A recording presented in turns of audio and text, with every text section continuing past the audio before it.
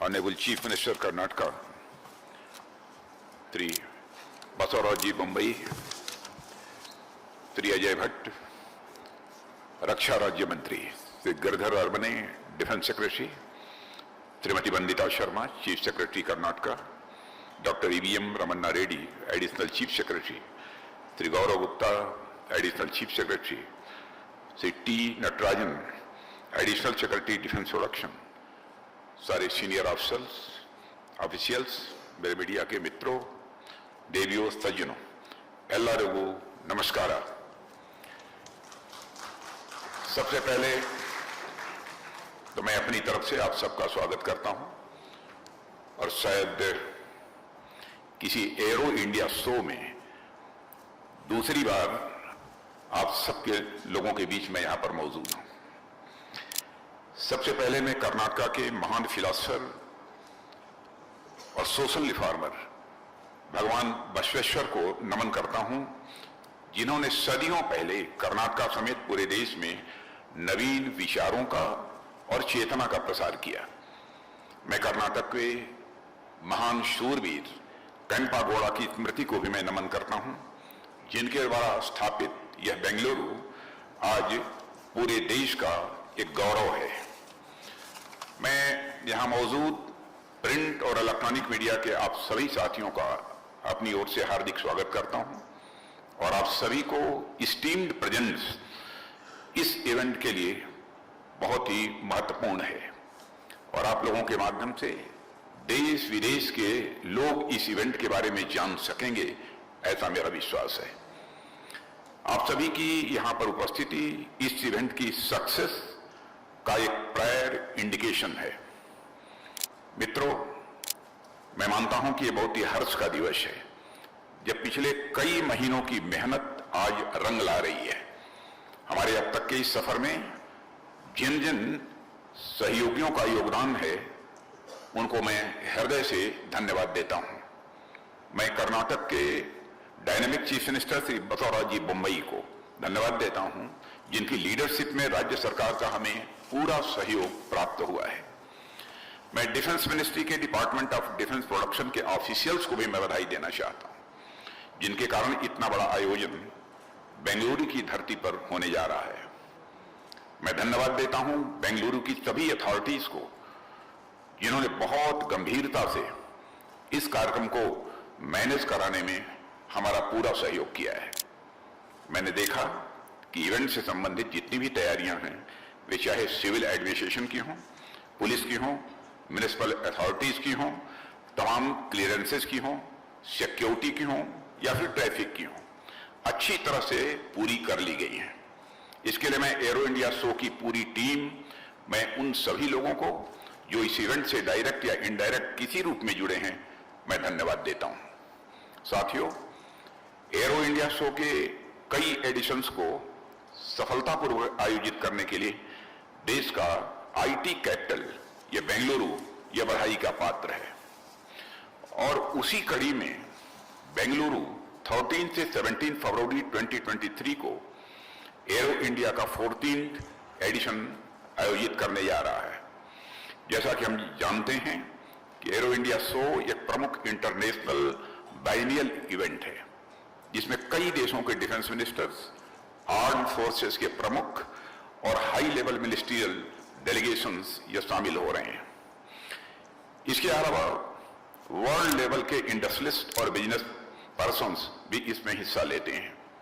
यह आयोजन देश में एरोस्पेस और एविएशन सेक्टर के विकास में एक महत्वपूर्ण योगदान देता है।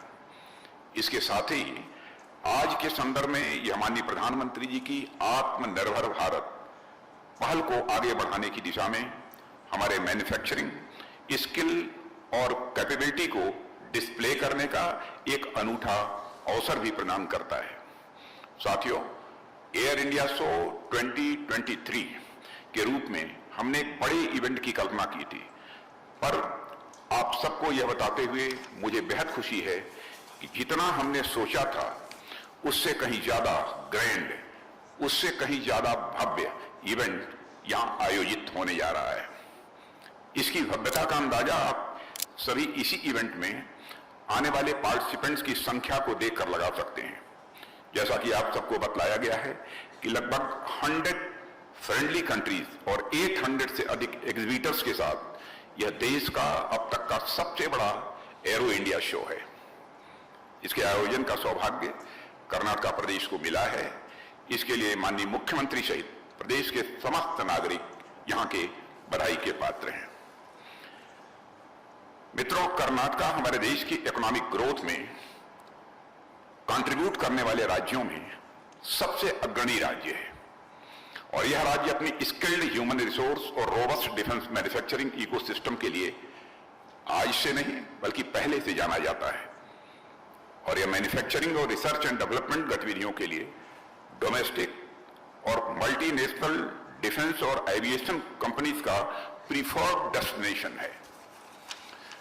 इसमें कई डिफेंस पब्लिक और प्राइवेट कंपनीज और रिसर्च एंड डेवलपमेंट इंस्टीट्यूशंस जैसे BML, DRDO, ISRO, ISC, Mahindra aerospace, Airbus, Boeing आदि सभी शामिल हैं, जो कर्नाटक को भारत में एरोस्पेस इंडस्ट्री के एक अग्रणी राज्य बनाती हैं। बेंगलुरु आज देश के IT और एरोस्पेस मैन्युफैक्चरिंग कैपिटल के रूप में हमारे सामने है। आने वाले समय में यह समस्त विश्व के डिफेंस एंड एरोस्पेस मैन्युफैक्चरिंग के केंद्र के रूप में हमारे सामने होगा, ऐसा मेरा विश्वास है। इस महोत्सव में फ्रेंडली कंट्रीज का इतनी बड़ी संख्या में पार्टिसिपेशन यह दिखाता है कि इन देशों के साथ हमारा संबंध केवल बायर और सेलर वाला ही हमारा यह संबंध नहीं है, बल्कि उनके साथ हमारे मन का और विचारों का भी रिश्ता है। इसी का परिणाम है कि एरो इंडिया शो का हर एक एडिशन अपने पिछले एडिशन का रिकॉर्ड तोड़ता जा रहा है। मित्रों, आज जब हम विश्व की इकोनॉमिक सुपर पावर बनने की राह पर अग्रसर हैं, मेरा मानना है कि डिफेंस इंडस्ट्रियल सेक्टर इसमें एक महत्वपूर्ण भूमिका निभाएगा। हम डिफेंस इंडस्ट्रियल सेक्टर में जो भी अचीव करते हैं उनका भारत की इकोनॉमी को बहुत व्यापक स्पिन ऑफ बेनिफिट प्राप्त होता है। डिफेंस सेक्टर में हम जो टेक्नोलॉजी डेवलप करते हैं उनमें अनेक टेक्नोलॉजी सिविल सोसाइटी में भी समान रूप से उपयोगी होती हैं और साथ ही समाज में साइंस एंड टेक्नोलॉजी और इनोवेशन के प्रति टेम्परामेंट पैदा होता है, जो समाज और राष्ट्र की ओवरऑल डेवलपमेंट में भी यह सहायक होता है। हमारा लक्ष्य एक वाइब्रेंट व world class domestic defence industry बनाना है, ताकि हम डिफेंस सेक्टर में सेल्फ रिलायंस के लक्ष्य को प्राप्त करने के साथ साथ राष्ट्र के कॉम्प्रिहेंसिव डेवलपमेंट के लक्ष्य को भी हासिल कर सकें। यह इवेंट इस राह में आगे बढ़ने में भी हमारी मदद करेगा। साथियों, विंग्स ऑफ द फ्यूचर की थीम के साथ इंडिया पैविलियन इस इवेंट के आकर्षण का केंद्र होगा और यह पैविलियन नए भारत की सामर्थ्य, अवसरों और साथ ही साथ संभावनाओं से दुनिया को भी परिचित कराएगा। इसमें इंडिजिनस डिफेंस प्रोडक्ट्स का एग्जीबिशन होगा, जिसमें एस्टैब्लिश्ड बिजनेस ऑर्गेनाइजेशंस और स्टार्टअप्स अपने अपने प्रोडक्ट्स का डिमॉन्स्ट्रेशन भी करेंगे। यह pavilion defence and aerospace sector में भारत की इमर्जिंग कैपेबिलिटीज को दुनिया के सामने लाने में भी यह सहायक होगा, ऐसा मेरा मानना है। एरो इंडिया में डिफेंस मिनिस्टर्स कॉन्क्लेव भी एक बहुत ही इंपॉर्टेंट इवेंट होगा। इस कॉन्क्लेव की theme shared prosperity through enhanced engagements in defence यानी स्पीड, यह रखी गई है और यह कॉन्क्लेव हमारे मित्र देशों के साथ बढ़ते डिफेंस कोऑपरेशन की हमारी जो गति को है उसको स्पीड प्रदान करते हुए अपनी थीम यानी स्पीड के नाम को सार्थक करेगा, ऐसा मेरा विश्वास है। साथियों, CEOs राउंड टेबल भी एरो इंडिया का एक बहुत ही इंपॉर्टेंट इवेंट है और यह इवेंट दुनिया के टॉप बिजनेस लीडर्स के साथ मिलकर हमें अपनी डिफेंस इंडस्ट्री की स्ट्रेंथ और कैपेबिलिटीज को एक्सप्लोर करने का भी यह अवसर प्रदान करेगा। स्टार्टअप मंथन हमारे बडिंग एंटरप्रेन्योर्स के लिए हर बार एक यूनिक प्लेटफॉर्म साबित होता है और आज भारत दुनिया के उन लीडिंग कंट्रीज में शामिल है जहां पर कि स्टार्टअप्स के लिए सर्वाधिक फेवरेबल एनवायरनमेंट है। स्टार्टअप्स और यूनिकॉर्न्स की लगातार बढ़ती संख्या इसका प्रमाण है। इस मंच के माध्यम से हमारे युवा डिफेंस सेक्टर में आर्टिफिशियल इंटेलिजेंस, साइबर सिक्योरिटी, ई मैनेजमेंट, ऑगमेंटेड एवं वर्चुअल रियलिटी, फ्यूचर फोर्सेस के लिए ऑटोनमस सिस्टम्स और अन्य इनोवेशंस में अपनी कैपेबिलिटीज का प्रदर्शन कर सकेंगे और स्वयं और डिफेंस सेक्टर को सशक्त कर सकेंगे, ऐसा मेरा विश्वास है। साथियों, एरो इंडिया एक और महत्वपूर्ण इवेंट इस एरो इंडिया का है जिसका नाम है मंथन।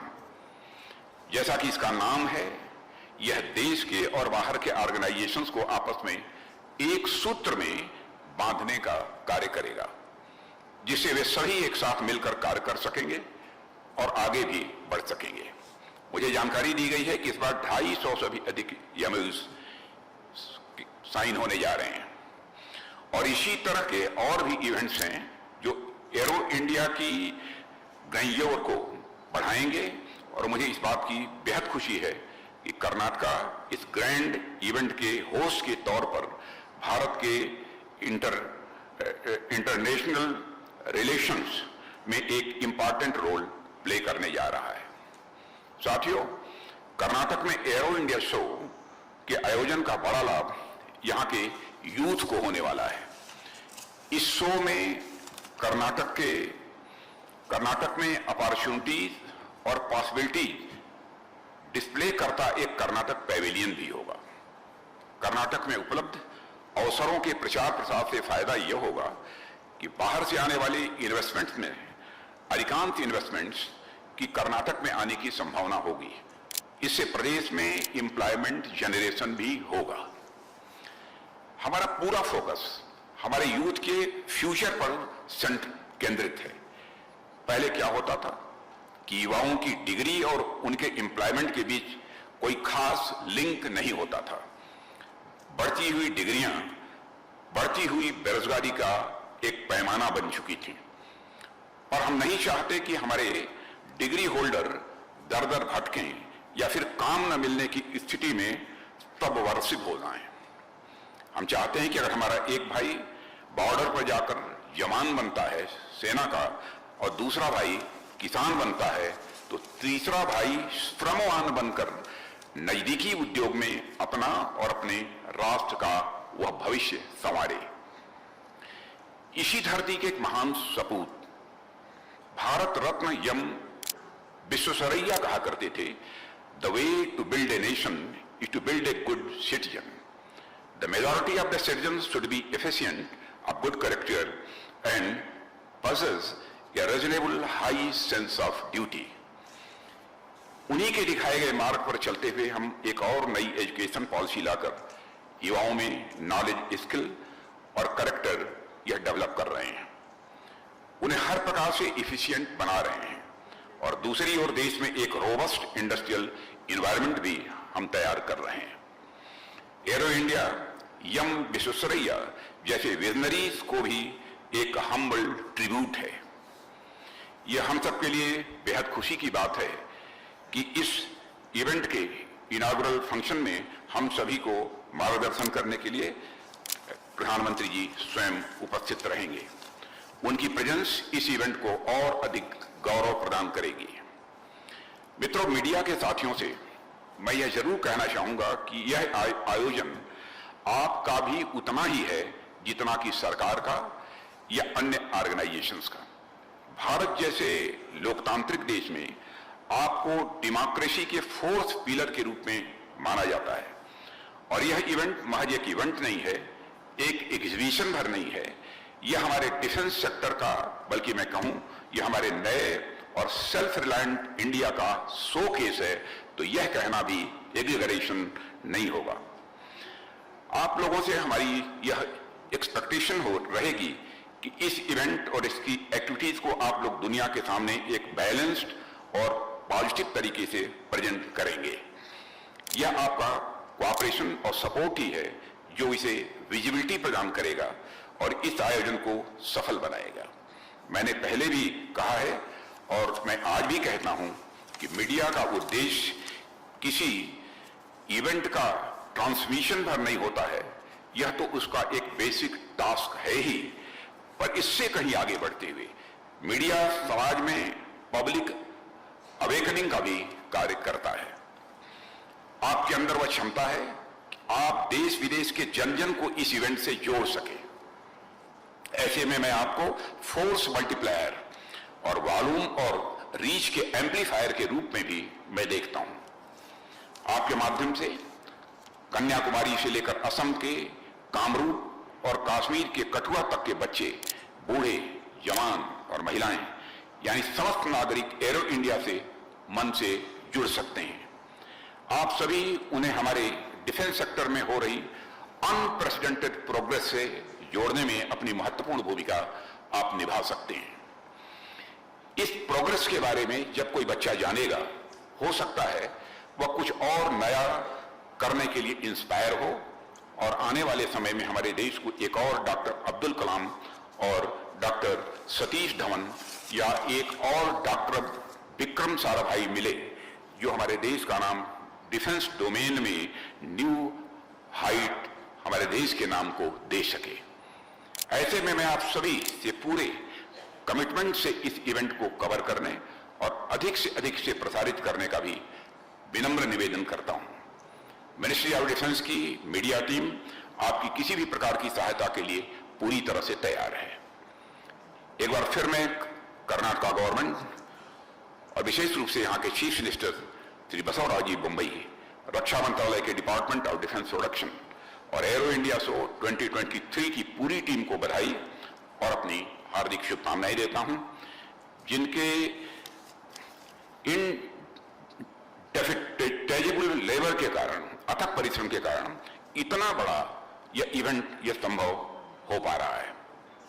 मुझे पूरा विश्वास है यह इवेंट न केवल पूरी तरह सफल होगा बल्कि भारत और विश्व के संबंधों को एक नई ऊंचाई पर ले जाएगा।